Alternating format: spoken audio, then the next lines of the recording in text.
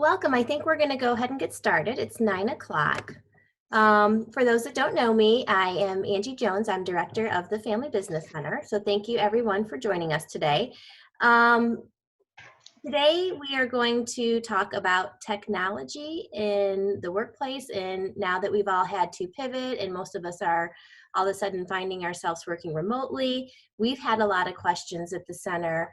You know, what kind of tools are you using? What do you have any helpful hints for us? Or I'm kind of struggling with this. How are you put together? So we have reached out to two of our members from both the technology companies, Kevin David with Toast.net and Dennis Schroeder with Arakita, and they are going to talk to us today about all the different tools and security and everything that comes along with working remotely.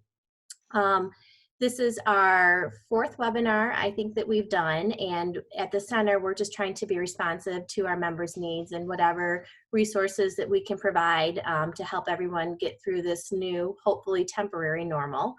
What works well is if you open up your chat feature. So if you're not familiar with Zoom, if you scroll to the bottom of your screen, there's a chat box. You can click on that. Depending on how your view is, it should show up maybe on your right-hand side, or you can position it over to the right. If you have a question, use the chat feature if it's a straightforward question, and I will watch that and moderate that. If you have more of an in-depth question where you need to explain it, or you need a little back and forth, if you click on participants also at the bottom, that will show you a list of everyone part of the session. And there is a, by your name, there should be a raise your hand feature. If you do that, I will also watch for that. And I'll call on you if you can't use your, if you feel like your question's too much for the chat box. A few kind of housekeeping things is if you mute your volume, that helps with a lot of the background noise. So you can go ahead and do that if you're not already muted. And then you can turn your video off if you're not presenting. That also helps with the bandwidth.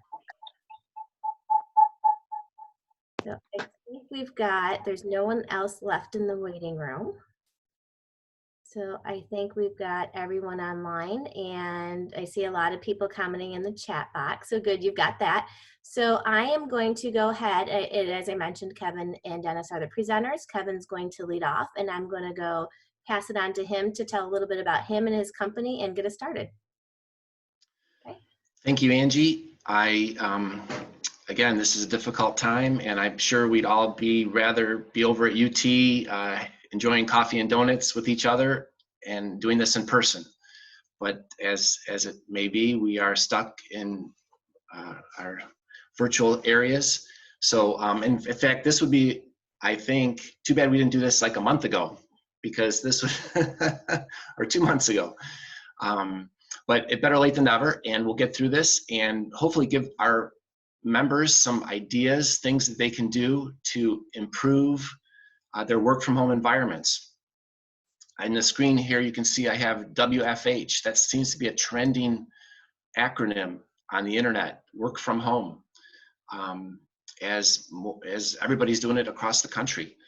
And I mean, it works great for office environments. I think if you have a factory or an assembly line out back in your shop, obviously you can't build cars or something from people's houses. But if you have an office environment, which many businesses do, there are a lot of great tools and technologies to work from home. So we're going to go over those today. And as Angie said, feel free to text in your questions or write in your chat in your questions. We should have plenty of time for question and answer. And but hopefully this gives you some good idea of, hey, here's some things maybe I can do for my business to help get through this time. Okay, with that said, we're going to jump in here and get right into it. Okay, so first we're going to cover email. Now, email has been around obviously forever, and it's probably what I would say the first work at home technology, because everybody has a cell phone that, or a web browser that they go home and they can check their work email. When it first started, everybody ran their own in-house server, Exchange, was typically the favorite server. As people moved to the web, they picked a web hosting partner like GoDaddy and moved their email to the web. Now, what we see is most people are going to one of two players, and that's Microsoft or Google. Microsoft has a great product, 365 Business, that hosts your email. And Google also has a great product, G Suite, that does email for businesses.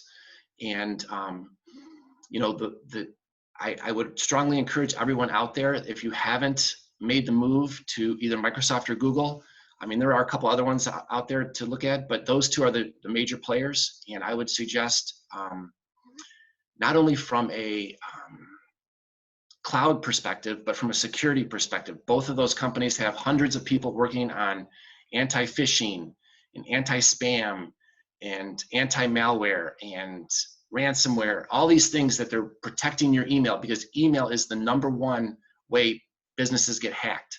So I think there was, you know, UT Family Business had a seminar about a year ago, I think, about security. And like I said, if you haven't gone to Microsoft or Google yet, think about it. I know some people are afraid of the pricing. You know, it's anywhere from $6 to $12 per mailbox per month. But if you put that in perspective, that's only like, you know, it could be 50 cents a day for email, which is less than 50 cents a day. And if you think about, I'm in email 3, 4, 5 hours a day. Okay, so for 50 cents, that's a great deal.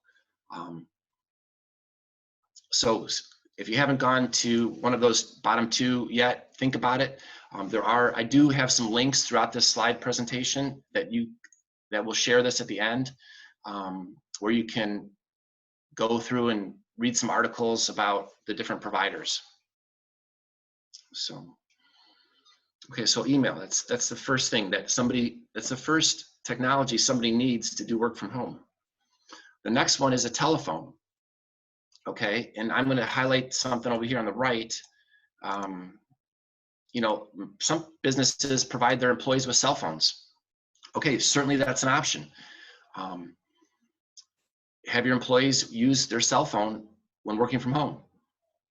The only caveat with that is the caller ID. You know, do you want all of your people making phone calls from random personal numbers? So sometimes it's nice to do a VoIP solution. I'm going to jump back here to the left and talk about some VoIP providers. You might have heard a few of these, but they're kind of under the radar. Office, Ring Central, Vonage. Vonage has been around for a while. And you know, I just thought of this, Angie, I apologize. I did not go over the history, like what you know, I'll tell you a little bit in a bit about our company and what we do. But I didn't really give you any background on myself. All right. Okay, but anyway. And then of course, Microsoft and Google both have VoIP providers as well. The monthly cost for VoIP is anywhere from $10 to $30 a line. Usually it's unlimited long distance. So it's kind of nice. And here's the cool thing. What we did for our employees, we all have a desk phone. When we switched to work from home, all we did is had our employees unplug their phone from the Ethernet jack in the office, take it home, plug it into their router at home, and boom, their phone worked just like it worked here in the office. Their caller ID, when they make a call, it uses our phone number for outbound calls. Incoming calls, they can be part of a hunt group. Their extension is still live. They can call each other from home to home, just like they were sitting at the office. There's no difference. So that's one of the great advantages of VoIP. I'm going to suggest that you check with your existing telephony provider to see what they can do to move your service home if you haven't already. And then also there's a VoIP comparison link down here that people can use. Okay, with that said, let me actually, before I jump to the next slide, let me give a quick history. Kevin David, I work at ToastNet Internet. We're a Toledo-based ISP. We've been doing internet for 25 years. Oh my gosh, seems so long. Can't believe the internet's been out that long. 25 years, started in the mid 90s and with dial-up. And I'm sure some of you probably remember dial-up, the good old days with the modem handshake. But now we have speeds that are 1,000 times faster than that. Amazing, the progress that we've made in 25 years. And actually 1,000 is understatement. It's like 10,000 times faster. Somebody said that if you ever compared that to like cars or other things, that cars would be getting like 5,000 miles per gallon if they made the same jumps that the internet speed has made. Okay, sidetracked. Here we go. Next technology. Video conferencing, and this is what's hot. This is what's hot today. This is what we're using right now. Video conferencing. It's a way for people to have virtual meetings without actually being in the same workplace. Again, Microsoft and Google both have products as part of their suite to do this. Zoom, what we're using right now for video conferencing. And Zoom has really taken off. I mean, it's gone from, I don't want to say, I mean, it's been around for a long time. It's been around for several years. But in the last few months, it's gone from boom, skyrocket. And there were, in the last week or so, some privacy and some security concerns with Zoom. They've addressed a few of those, but it just makes, you know, it's good practice. If you're going to set up a Zoom meeting, maybe you don't share the link publicly so anybody can join in, because they'll join in, they'll jump in and they'll Zoom bomb you. And Facebook also has an option, so does Cisco. And most of these do much more than video conferencing. You can see on the right, you can do things like meetings, chat, share files, webinars, all kinds of neat things that each one of these products can do. And you say, which one do you choose? It's kind of like, well, if you're a Microsoft shop, you might use Teams. If you're a Google shop, you might use Meet. If you don't have one of those, use Zoom. Or obviously Facebook or Cisco are options as well too. So quite a few choices. And I just want to make everybody aware of these choices so that you can go out and use something for your business. But certainly it's important because you're missing the face-to-face. So coming into the office, seeing each other, talking in the lunchroom or at the water fountain, and hey, this is a way you can set up a meeting, you can get things done, you can share agendas, and just like we're doing this Zoom meeting right now, I'm sharing a PDF file with everybody for the presentation. Okay, let's jump to the next. Applications. Okay, so now you have the basics covered: phone, email, but now you need an application. How does your business run? Many businesses run with in-house applications. They have a server in the office. They have spreadsheets, database, maybe a custom app that somebody's written. Okay, so how do you get access to those when you're home? Okay, well, that can be done with a VPN or remote desktop. I don't know if I get that. There it disappears. Okay, so basically Dennis from Arakita, he's going to talk about that in a little bit, about some options to get a VPN into your office or to use remote desktop to control your computer remotely from your machine at home. Okay, if you're one of the businesses that have fortunately migrated to the cloud in the last few years, in other words, you moved all your files to OneDrive or Google Drive, you've developed an app on AWS, Azure, or Google. And by the way, AWS, that's Amazon. Azure, that's Microsoft. Or you use an application like Salesforce, which is a pre-built application that you can buy and just pay a monthly fee for. That's an example. There's a dozen of them. There's dozens of applications out there to run your business. So that's the preferred method, is a cloud-based solution, because then you can just go home, fire up your laptop, and boom, you're on the cloud with an internet connection and you're working just like you were in the office. So, I mean, it's kind of out of the question to say I'm going to move my in-house application to the cloud in the next week, because that usually takes quite a bit of time. But you can set up a remote desktop connection in an hour. So that would be a way to get to an in-house application. But down the road, as we get through this, think about moving your applications to the cloud or finding a cloud-based application to do the work that you need done. Okay, let's jumping right through here. We're making good time. An intranet. How many out there have an intranet? An intranet, what is, let me just describe what that is. It's basically a website that only your employees can get to. So it's a security controlled, or it's a password protected website that only for your employees. Some people think of it like a private Facebook that only your employees can get to. And you can do all kinds of neat things with that. You can put your company news, announcements, links to vendors and cloud apps. So think of it this way. What we do in our office is we set up our employees to use their intranet as their homepage. Okay, so instead of MSN or Google or Yahoo or something come up and giving them ads for the Kardashians and all this crazy stuff that they see and get them distracted, we send them right to the intranet every time they turn their computer on. Okay, and then they can click on a link to get their work done. They can see a preview of their email. They can do put in their schedule so other employees can see it. And I listed a plug at the bottom for our intranet that is actually we give away free to our customers. So an intranet is a private area that you can pretty much do whatever you want, private website. And I really say it can improve the efficiency and communication of your organization, meaning you can get things, keep people on track, keep them from getting distracted, and as well as I can instantly see on one page, like a dashboard, what everybody else is doing, schedules, if people are sick and whatnot. Okay, let's rolling right along.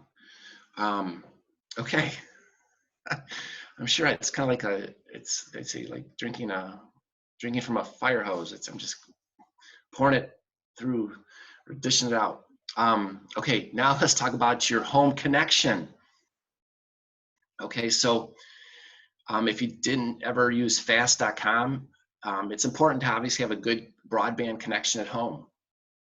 We recommend, we provide internet to thousands of customers throughout the country, and both residential and business. We really like fast.com as a way to check your speed. There's a little link that you can click on that says, I think it's more info, that tells the upload speed. Usually when you go to fast.com, it does a download and checks your download speed, but it's also, in the day of video conferencing, it's important to check the upload speed also. So fast.com is a good resource, and you can plug it in, check your cable connection, check your DSL connection, check your fiber connection, whatever you have, to make sure you have enough bandwidth. Because, why does it matter? Because when your kids are watching, when everybody's home during the stay-at-home orders, and your kids are watching TV on smart TVs, let's say you have a 25 meg connection, but you have 4 kids each watching their own TV show. Okay, that's going to be next bullet, 4 times 6, that's 24 meg of your 25 meg connection. Doesn't leave you enough for video conferencing. I think of it, I often compare internet like water to your house. If you got 3 people taking a shower and then somebody flushes the toilet, the 3 people are going to yell, "Hey, what's going on with the water pressure?" Okay, well, that happens when the 4th person or 5th person gets online, everybody's TV starts buffering. So you can kind of add up the numbers to see how much speed you need.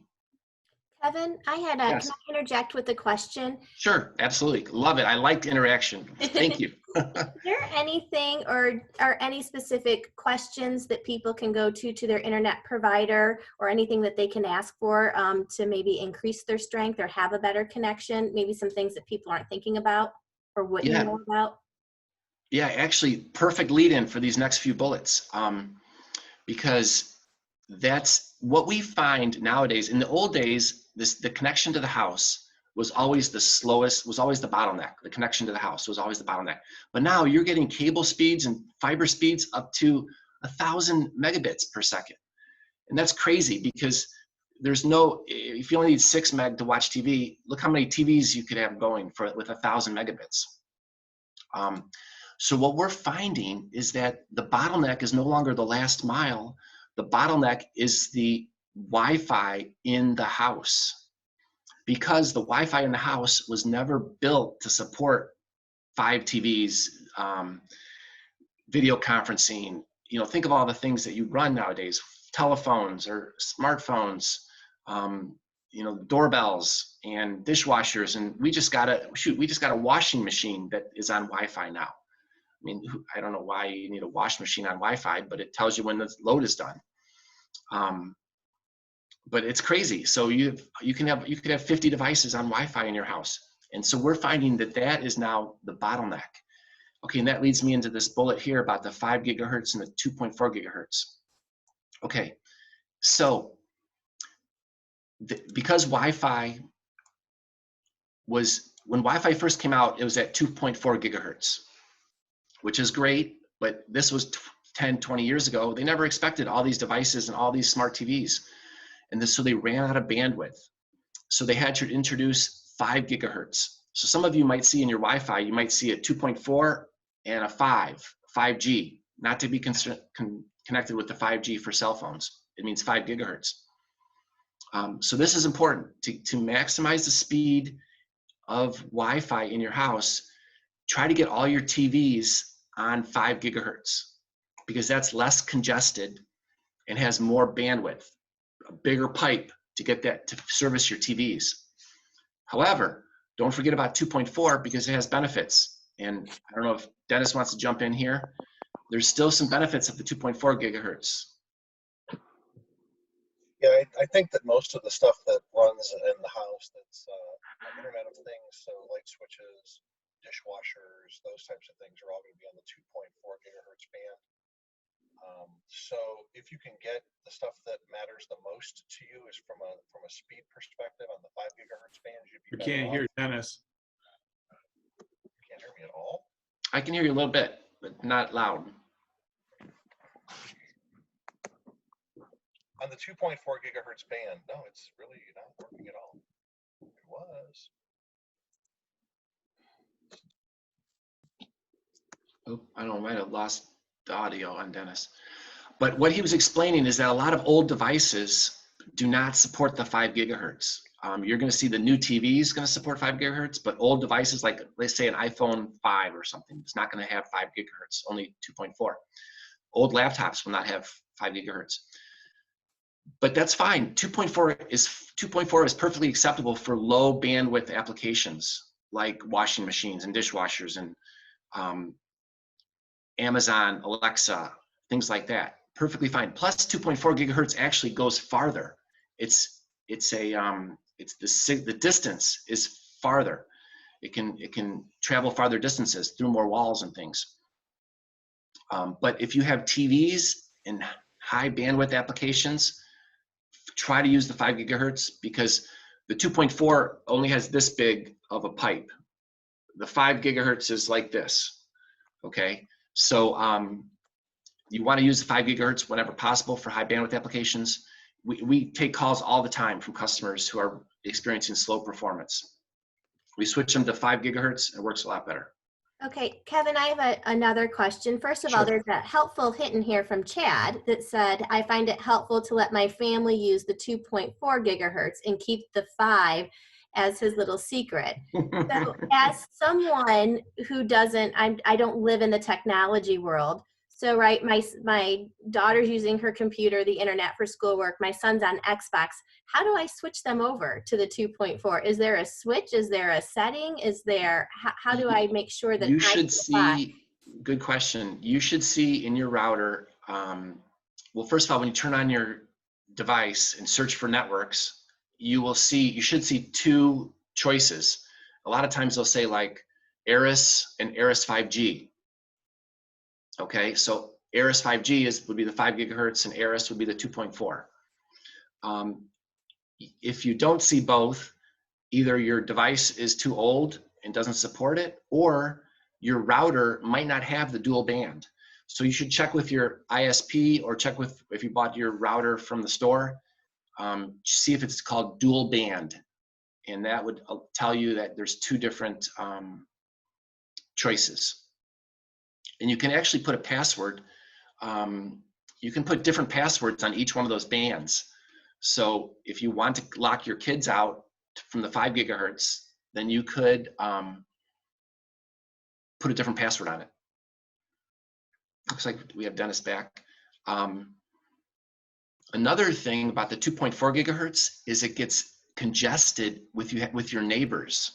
So let's say you live in an apartment complex and you have people above you, below you, on both sides. Even though it's a different name than your frequency, if they're maxing out their 2.4 gigahertz in the apartment next door, you don't have any bandwidth. You'll be able to connect, but you might have slow performance on the 2.4 in your apartment because the next door neighbors are maxing out the pipe. It's kind of a different concept, but that's why they switched to 5 gigahertz. Can I ask one more question too, Kevin, Sure. while we're on the topic? I love it. When I need to do a Zoom call, because I have unlimited cellular data, I typically switch over to my hotspot and to do my Zoom conferencing calls instead of using my home Wi-Fi. Is there any issues or security or any concerns with doing it that way? I don't think there is. I think it's fine. The only issue would be your data consumption. So if you have unlimited data with your cell phone provider, then by all means, go ahead and use it. Some cell phone providers will slow you down after a certain amount of data. So you would need to be aware of that. If you start getting slow performance, maybe they're slowing you down because you've used too much data. But no, cell phones are certainly, you can set them up as a hotspot, are certainly a good option. But actually, you know what, I'm leaving out the best option of all. And that's the old-fashioned Ethernet cord. I got one here, this thing. That is the way to go if you have it. If you're in the same room as your router, then plug it in. Skip the Wi-Fi, because that is your best bet. No interference and rock solid 100 meg connection, or maybe gigabit even. Okay, I'll jump down to this last tip. And that is where you position your router is important. I've gone into people's houses and they have it in a drawer in their desk. Not a good choice.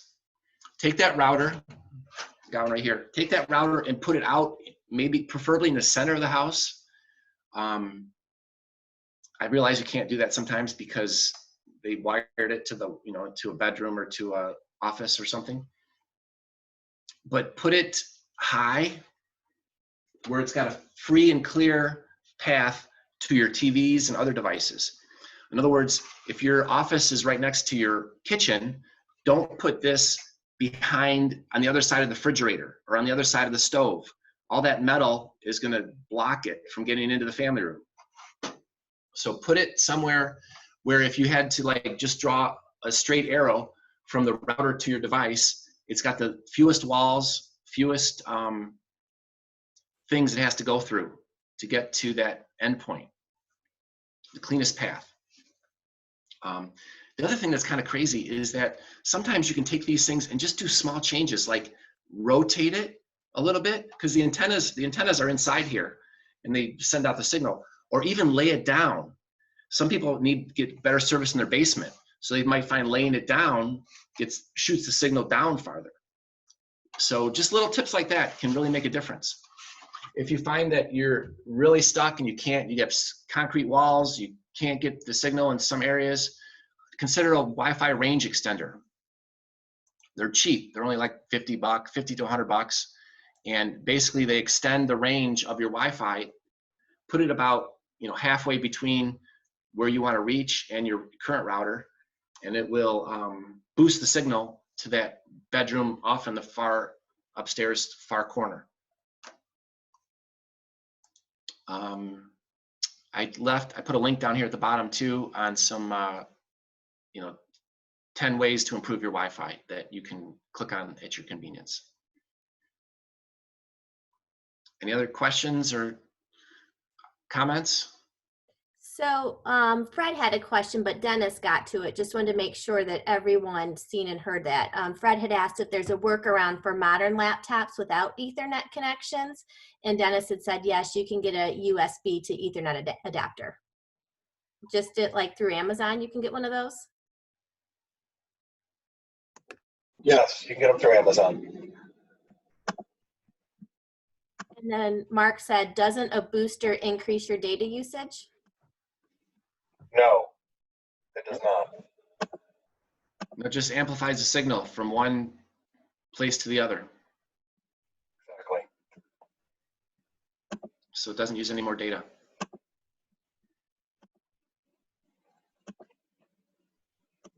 Okay, I'm gonna jump on here, almost done with these slides anyways. Okay, so here's some additional considerations, and obviously you can't probably read any of those, but I'll just give you a quick summary. Working from home can be difficult. The first article, ergonomics. If somebody's sitting on their couch all day, that might not be the best position to work from home. So there's an article there. It's kind of funny. It says, "Why does your back hurt so much when you work from home?" The next one, just miscellaneous tips about, hey, what happens when you're doing a video conference and the dog jumps up on your lap and knocks your laptop over? What happens, get your lighting just right so you're not, so people can see you. So just some miscellaneous tips that people can explore. The next one is leading remotely. This is, I grabbed this, guess who made this? UT Family Business. Nice article from the UT Family Business about leading remotely, how to, if you're an officer or the president or the leader of the company, how can you help make this work for your company? Then a case study on a company that, hey, we've been doing this for a couple of weeks, and here's what we've learned. Here's how we've. So these are just various articles for people to explore as if they want to kind of get more into the work from home environment. And of course, I put a shameless plug at the end for one of our blog articles for some of the technologies we offer for work from home. So that's it. That's for me. That's kind of my quick summary. There's some contact information for us here at the end, and but I'll be around. I'm going to hand it over now to Dennis, and he's going to get into some detail on some of the technologies as well as security for working from home. And Dennis, you want to take it away? Good morning, everybody. Hope you can hear me now. I'm not sure what was going on with my microphone. It was being fun. I seem to have issues with Zoom every now and then. Can everybody hear me okay? Yes, no. I can hear you. Great.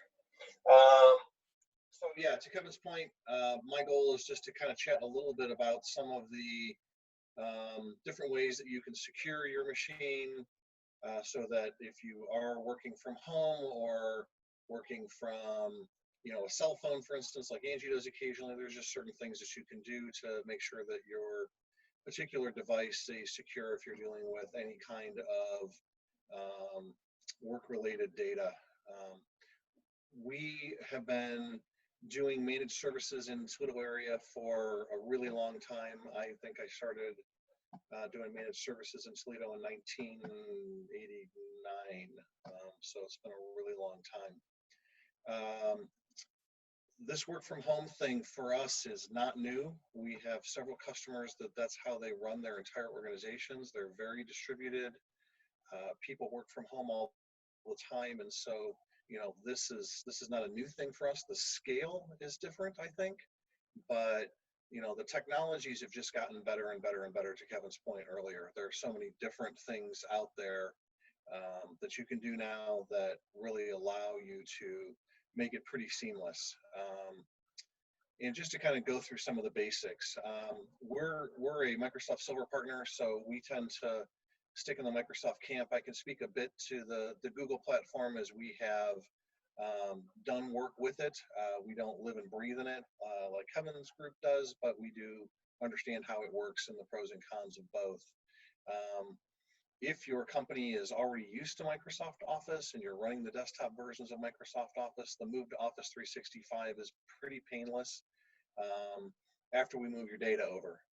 That's always the key, is getting your data from, if you've got in-house servers now, to putting them on something that is in a hosted environment.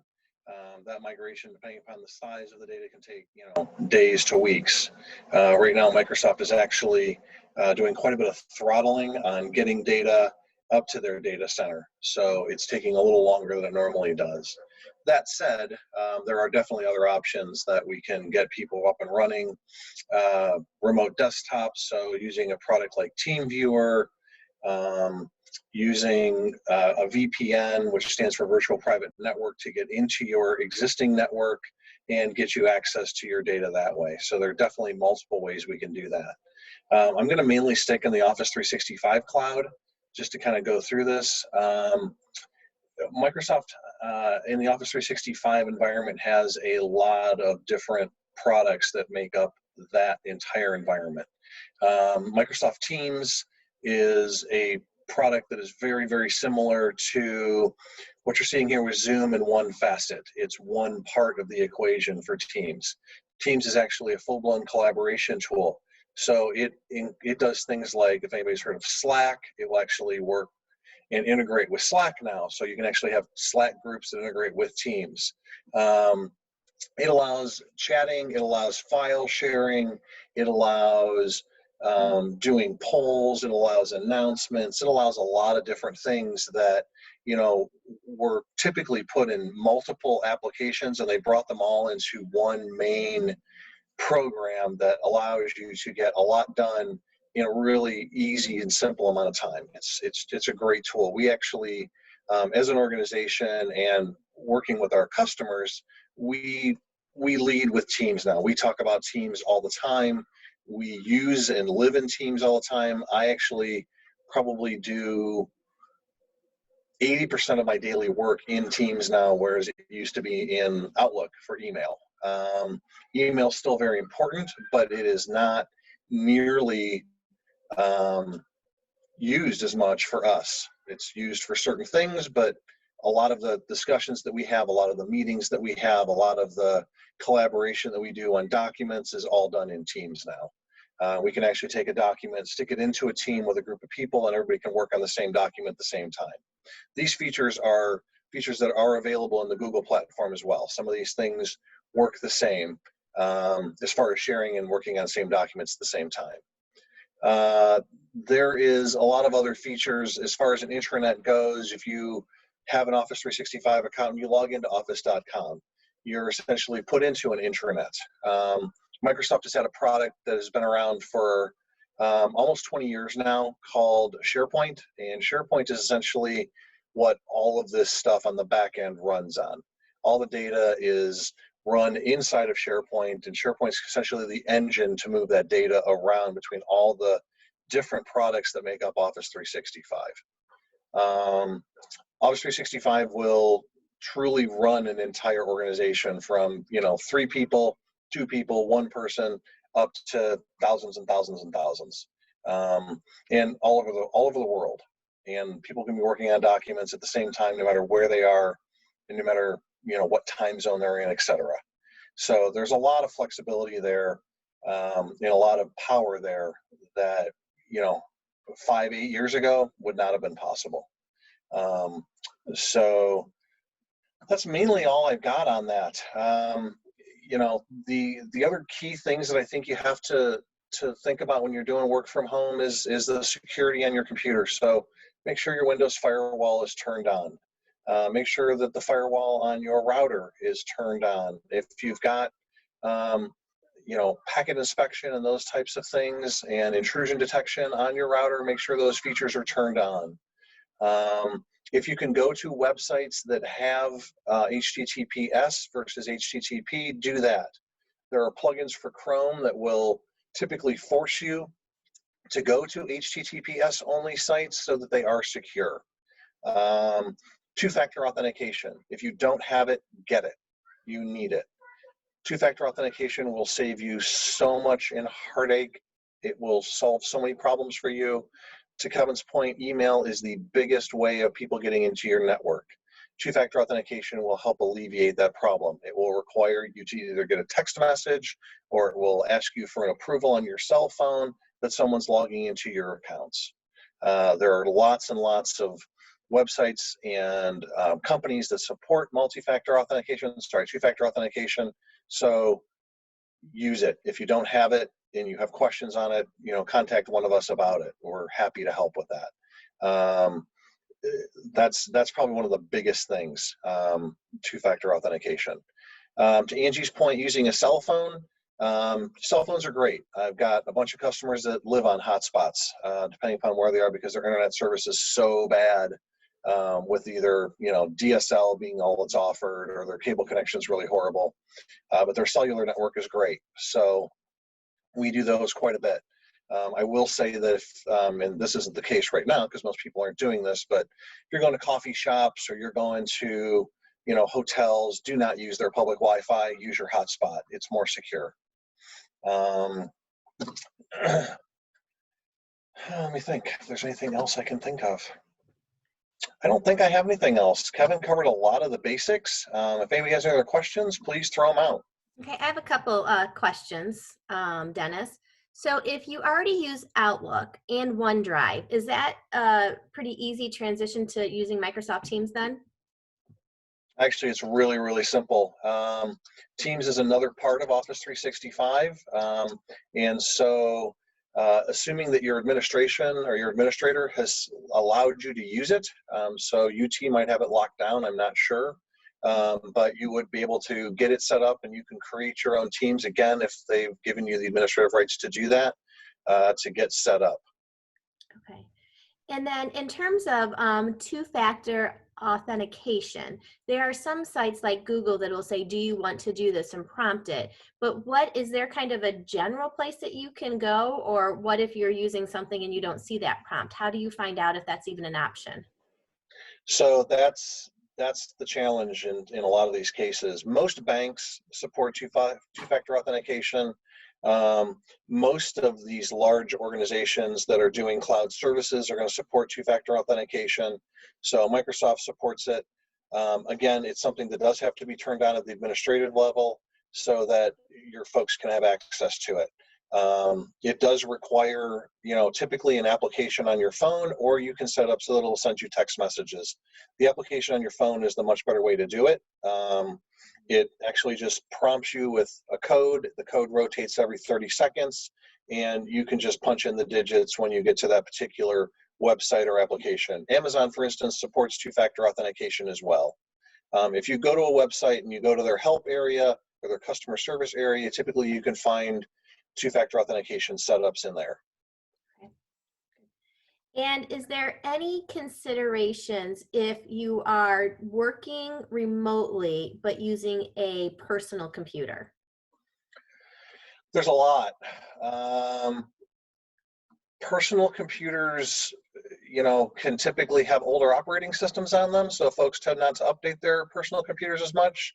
So if you're running Windows 7, you should think about getting it upgraded to Windows 10, so that you have the latest security patches. Windows 7 is completely end of life right now. There are no more security patches coming out for Windows 7.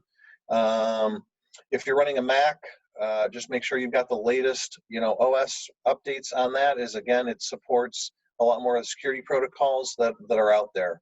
So make sure you're doing your updates on all your antivirus. Make sure you're doing all your updates on whatever operating system you're running, be it Windows or Mac. I will say the same thing for your phones. If you're running an old version of iOS or you're running an old version of Android, make sure you've got the latest version, get it upgraded. Okay, thanks. And then there's a question, is DSL service as good as cable and other services? So DSL, it can be depending upon where you are. So it really depends. AT&T actually has a new product out called Uverse, and Uverse is still based on DSL in the back end, but its speeds are a lot higher. Typical DSL service typically maxes out at about 6 meg down and about 768K up, and so it's a little slower. If you can get UVerse, you're better off. Cable typically is faster. The challenge with the cable providers is that, and I'm sure anybody who has has kids, you'll notice this when the kids get home from school, and now everybody's home from school, but cable was essentially never designed to support an upstream of data. And so the initial layout for cable networks is like a Christmas tree. And so imagine it like this, and the start of the data is up here. And so you're trying to push all that stuff back up to a central point like that. And so it can be a little slower, and it will also slow down from saturation if there's a lot of people on it. And I'm not talking about just your house. I'm talking about the cable hub in your particular neighborhood. Buckeye's done a pretty good job of upgrading that. If you're in the Toledo area, they've done a pretty good job of upgrading that, and it's gotten a lot better over the years. I will say that if you can get your hands on Spectrum, Spectrum's a much better product in my opinion. We like Buckeye. We're a partner with Buckeye. We do a lot of stuff, but if you're home and you're doing cable, Spectrum seems to be a better solution. Actually, I'll jump in too, and I'll try to answer that question a little bit. As far as DSL goes, actually, it's all about the speed. Because you can get as Dennis mentioned, you can get a DSL speed that's 6 meg, but actually DSL goes all the way up to 75 meg. So we sell a 75 meg DSL product, and it works great because I think it's got like a 6 meg upload or something, which is very effective. And then beyond that, it goes to fiber. So I guess the question is, if I wouldn't recommend a 3 meg or a 6 meg DSL. We like to sell 18 meg or higher, just because that's pretty much the standard nowadays when you watch high definition video. Like if you want to watch Netflix or any TV, you really should try to get 18 meg or higher in today's environment. So check your speed, John, to see if compare your DSL. Try to get 18 meg. If you can't, cable is a good option. Fiber is the best. If you can get fiber to your residence, that's fantastic, because that has the same upload as download. So if you have 100 meg up, you have 100 meg down, both directions, which is awesome in today's environment when you're sharing video and uploading things. Kevin, how do you get fiber to your residence? Is that just something like it's an option if it's an option, or is it something you can request, or? No, yeah, it's actually really expensive for phone companies and cable companies to build fiber, because they gotta, if you think about our infrastructure, as Dennis mentioned, both of our infrastructures were built years ago for other purposes. Toastnet. Cable was built family office in the 70s for TV service, and DSL was built in the 60s for phone service, and they're just reusing those same wires to deliver internet. So if a company has to dig up everybody's backyard to run fiber, I mean, they're doing it. I think we have about 20 to 24% of Toledo is fiber coverage, has fiber coverage. And when I say Toledo, Northwest Ohio. So in the AT&T areas. So it is out there, but it's slow. It's slow coming. And another technology to watch for is 5G. You hear a lot about that in the news, and it's hard to say whether that's going to be the end all or not. They're making it sound like it's going to be the best thing since sliced bread, but it's got a long ways to go. They need to put up a lot of towers, because for 5G, the towers need to be like within a couple hundred meters of each other. So there'll be towers all over the place in neighborhoods. So, okay, so hopefully that answers your question. But yeah, fiber is the best if you can get it. Go for it. You can check our website. We have our website. Go to toast.net and check your address, and it's we'll tell you what you qualify for. It's a great tip. That's all the questions that I've seen. Does anyone else have any questions? Again, you can use the Zoom chat feature, or you can use the raise a hand. Raise the hand. I did the chat. We did the chat. Let's see. Hold on. I think we hear you, Scott. Do you have a question? Oh, thanks, Angie. I thought unmuting my mic would do it too, but yeah, you go ahead. So if you're a small office and you want to migrate to Office 365 and have somebody set that up for you, are there services in town that can do that? Somebody, Scott, that's what we do. and what's your company? I'm sorry, I missed the beginning of the meeting. No problem. It's Arakita, Arakyta. Okay. You may be hearing from somebody. Outstanding. Give us a call. I had another question if you got a minute. So I do a lot of these meetings and, go to meeting one day and Zoom the next, and then, the office thing, and then, use those apps for a long time, and then, you use them up again. Should I delete those after I use them for a specific meeting because I have no intention of using it again until there's another meeting like it? Or is it No, okay it just leave them laying around? Yeah, it doesn't hurt your computer to leave them on there. Just go ahead and leave them.